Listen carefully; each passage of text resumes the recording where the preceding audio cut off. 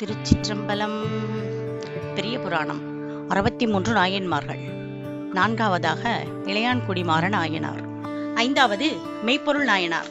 இப்பொழுது 4வதாக இளையான்குடி நாயனார். அம்பொன் நீடிய அம்பலத்தினில் ஆடுவார் அடி சூடுவார், தம்பிரான் அடிமை திறத்து உயர் சால்பின் மேன்மை தரித்துளார்.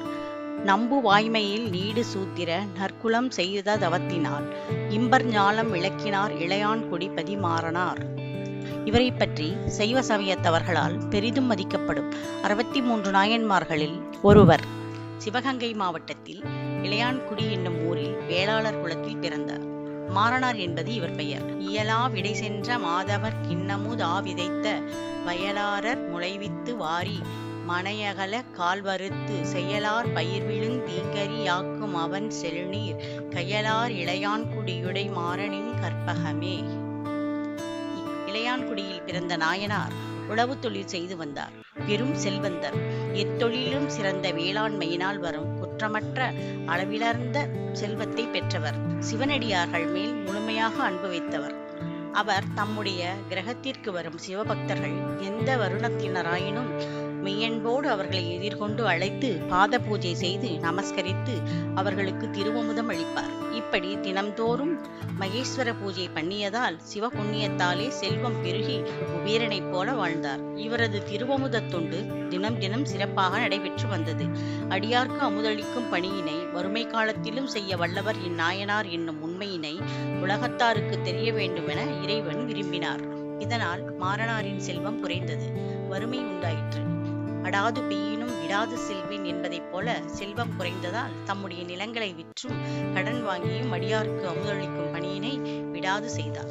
இப்படி இருக்கும் போது ஒரு மழைக்காலத்தில் இவர்கள் உணவின்றி பசியால் வாடிய போதும் இரவு வெகுநேரம் அடியார்களை எதிர்பார்த்து எவரும் வராததால் வீட்டினுள் சென்றனர். நள்ளிரவு பொழுதிலே சிவபெருமான் அடியார் கோலம் கொண்டு மாறனாரது வீட்டிற்கு வந்து கதவை தட்டி அழைத்தார். மாறனார் அடியாரை வரவேற்று அமரச் செய்தார். அடியார்க்கு உணவளிக்க வீட்டில் ஏதும் இல்லையே என வருத்தமாக மனைவியிடம் கேட்டார். இன்றைய பகல் பொழுதில் நிலத்தினில் விதைக்கப்பட்ட நெல்மணிகளை சேகரித்து வாருங்கள், நான் அதற்குள் கீரைகளை பறித்து வருகிறேன் என்றார் அவர் துணைவியார். காலையில் விதைக்கப்பட்ட நெல்மணிகள் மழை வந்ததால் பாத்தியில் மிதந்து கொண்டு இருந்ததை கூடையில் வாரி எடுத்து கொண்டு வந்தார் இளையான்குடி மாறனார். அந்த இருட்டில் மழையில் இடியிடித்தவாறு இருந்த போதும் நனைந்தவாறு வீடு வந்தார். மனையில் அடிப்பறிக்க விறகு இல்லாததால் வீட்டில் சிதலமடைந்த கூரையில் இருந்த மரக்கட்டைகளை பயன்படுத்தி நெல் வறுத்தி இடித்து சாதம் செய்து கீரையில் பொரியல் துவையல் குழம்பு செய்து அருமையாக உணவு சமைத்து மாறனாரும் அவரது துணைவியாரும் அமுதுண்ண அழைத்தனர். மரக்கலம் போல நாங்கள் உய்யும் பொருட்டு அமுதுண்ண வாருங்கள் என கூறி கண்மூடி நமஸ்கரித்தனர். ஐயனே, அடியா நான் கொண்டுள்ள அன்பறிந்து எம் இல்லம் தேடி வந்தவரே, பிறவிக்கடலை கடக்க சிவனடியாருக்கு உணவு படைத்தனர். அடியாராக வந்திருந்த பெருமாள் ஜோதி பிளம்பாக எழுந்து தோன்றினார். அதனை பார்த்த மாறனாரும் அவரது மனைவியும் திகைத்தனர். சிவபெருமான் உமாதேவியுடன் நந்தியம் பெருமான் மேல் தோன்றி அன்பனே என்றார். இத்திருக்காட்சியை மாறனாரும் அவரது மனைவியாரும் பக்தி பெருக்கோடு மெய்மறந்து துதித்தனர். அடியவனே, அடியார்களுக்கு வழுவாது வழிபாடு செய்து உணவளித்து வந்த நீ உன் மனைவியோடு பெருமை பொருந்திய சிவலோகத்தை வந்து அடைவாயாக பின்பு என்று பணிந்தார். குபேரனே தனக்குரிய நிதிகளை கையில் ஏந்தி உன் ஆணை வழி நின்று உனக்கு தேவையானதை செய்வார் என்று யாவருக்கும் மேலோனாகிய சிவபெருமான் அருளி அனர்த்தமானார், அதாவது மறைந்தார். குபேர செல்வத்தோடு மாறனார் தம் மனைவியுடன் உலகத்தில் பலகாலம் வாழ்ந்து சிவனடியார்களை பணிந்தும் திருவாமுது அளித்தும் பரமனை வழிபட்டும் இறுதியில் செஞ்சடை வண்ணனாரின் திருவடி நிழலில் இறுதியிலா பேறு பெற்றனர். இளையான்தன் குடிமாறன் அடியார்க்கும் அடியேன் என்ற பாடல். திருச்சிற்றம்பலம். இனி 5வது மெய்ப்பொருள் நாயனார். தமிழ்நாடு பக்தியில் சிறந்தது, கடவுள் வழிபாட்டில் முன்னிற்பது, திருக்கோவிலால் பெருமை பெற்றது, அடியார்களிடம் வைத்த அன்பாலும் உயர்ந்தது. இந்த நாட்டில் உள்ள கோயில்களை கண்டு வியக்காதவர்களே இல்லை. அந்த கோவில்களில் இறைவனே எழுந்தருளி இருப்பார். இறைவன் எழுந்தருளிய கோயிலுக்கு தனித்தனியே புராணம் உண்டு. நடமாடும் கோயில்களான சிவனடியார்களாகிய அடியவர்களுக்கும் புராணம் உண்டு.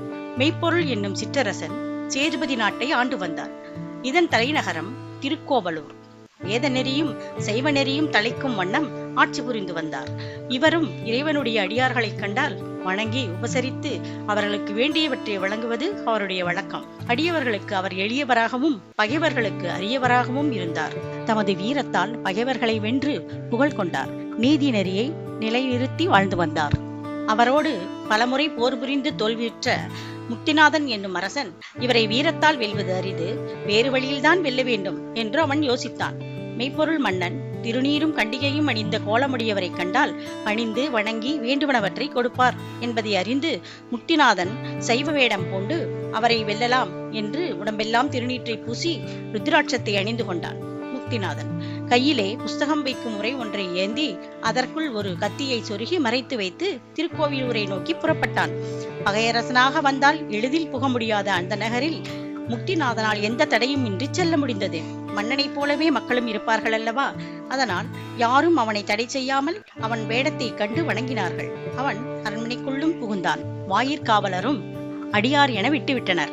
கடைசியில் மெய்ப்பொருளார் தங்கியிருந்த இடத்தில் காவல் புரிந்து நின்ற தத்தன் என்பவர், அரசர் பிரான் உள்ளே துயிலுறுகிறார், நீர் வந்ததை சொல்லி தெரிந்த பின் உள்ளே எழுந்தருள வேண்டும் என்று தத்தன் சொன்னார். அதனையும் பொருட்படுத்தாமல் முக்திநாதன் உள்ளே சென்றான். அங்கே மன்னர் உறங்கிக் கொண்டு இருந்தார். அருகில் அவர் மனைவி இருப்பதை முக்திநாதன் கண்டான். அவனை கண்டவுடன் அரசி கீழே இறங்கி தம் கணவரை எழுப்பினார்.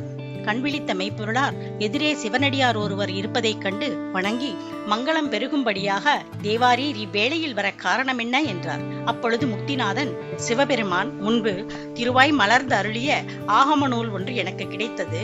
அது உலகில் எங்கும் கிடைப்பதற்கரியது. அதை உமக்கு உபதேசிக்க வேண்டும் என்று கொண்டு வந்தேன் என்றார். உடனே மெய்ப்பொருளார் தம்முடைய தேவியை அனுப்பிவிட்டு சிவவேடம் கொண்ட முக்திநாதனை உயர்ந்த ஆசனத்தில் அமர வைத்து, பெரும்பேறு எனக்கு வாய்த்தது என்று சொல்லி அருள் செய்ய வேண்டும் என தலைவணங்கினார். அப்படி அவர் வணங்கும் பொழுது அந்த வஞ்சகன் புத்தக உரையில் இருந்த கத்தியினை உருவி குத்திவிட்டான். அப்படி செய்த போதும் தாம் பணிவதற்குரிய சிவவேடத்தில் இருந்தமையால் மெய்ப்பொருளார் சிறிதும் தளராமல் அவனை தொழுதார். உயிருக்கே ஆபத்து வந்த போதும் சிவவேடத்திற்கு மதிப்பளித்து வணங்கும் தம்முடைய வழக்கத்தில் இருந்து தோல்வியுறாமல் அவர் வெற்றி பெற்றார். முன்பே முக்திநாதனுடைய போக்கை கண்டு சந்தேகமடைந்திருந்த வாயில் காவலனாகிய தத்தன் உள்ளே புகுந்து தன் வாளை உருவி அவனை குத்தப் போனான். அப்பொழுது மெய்ப்பொருளார் தம் கையால் அவனை தடுத்து, தத்தா, இவர் நம்மை சேர்ந்தவர் என்று சொல்லி கீழே விழுந்தார்.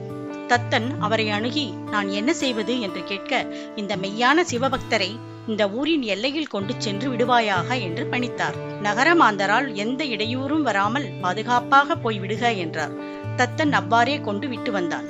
அவன் வருகைக்காக போகின்ற உயிரை தாங்கிக் கொண்டிருந்த மெய்ப்பொருளார் விட்டு வந்த செய்தியை கேட்டு தத்தனிடம், இன்று நீ செய்த உபகாரம் யாரும் செய்ய முடியாது என்று சொல்லி அமைச்சர் முதலியோரை அழைத்து இறைவனிடம் பேரன்புடன் இருங்கள் என்று சொல்லி இறைவனை தியானிக்க, இறைவன் உமாதேவியாரோடு விடையின் மேல் எழுந்தருளி காட்சி தந்து எப்பொழுதும் தன்னுடன் உறையும் நிலையினை மெய்ப்பொருள் நாயனாருக்கு அருளினார். மெய்ப்பொருள் நாயனாரை வஞ்சத்தால் கொல்ல வந்து தன் விருப்பம் நிறைவேறப் பெற்றான் முக்திநாதன். அதனால் அவனுக்கு ஒரு வகையில் வெற்றிதான்.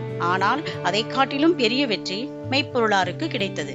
மெய்த்தவ வேடமே மெய்ப்பொருள் என்று தொழுது நின்ற அவருக்கு அந்த எண்ணத்தை குலைக்கும் வகையில் முக்திநாதனுடைய கொடுமை செயல் தோன்றியது. முக்திநாதன் வாளால் குத்தினாலும் சிவவேடத்தில் இருந்த அந்த சிவனடியாராக உள்ள எவரையும் வணங்குவதே தம் கொள்கையாக கொண்ட மெய்ப்பொருளார் உயிர் போகும் நிலையிலும் அவர் கொள்கையில் தோல்வியுறவில்லை. அவர் வாளால் குத்தினாலும் இவர் தம் கையால் தொழுது இறைவனின் பிடியில் தோல்வியுறாது வெற்றி பெற்றார். இதனை நினைத்தே சுந்தரமூர்த்தி சுவாமிகள் மெய்ப்பொருள் நாயனாரை வாழ்ந்தனர் தம்மடியார்க்கும் அடியேன், திருநீலகண்டத்து குயவனார் கடியேன், இல்லையே எண்ணாத பகைக்கும் அடியேன், இளையாண்டன் கொடிமாறன் அடியார்க்கும் அடியேன், வெல்லுவாமிக வல்லமை பொருளு கடியேன். சுந்தரமூர்த்தி சுவாமிகள் மெய்ப்பொருள் நாயனாரை வெல்லுமா மிகவல்ல மெய்ப்பொருளு கடியேன் என்றார். சேக்கிழாரும் தொழுது வென்றார் என்று பாடினார். இனி அடுத்தவரான விரல்மிண்ட நாயனார் 6வதாக அடுத்த பதிவில் கேட்போம். திருச்சிற்றம்பலம்.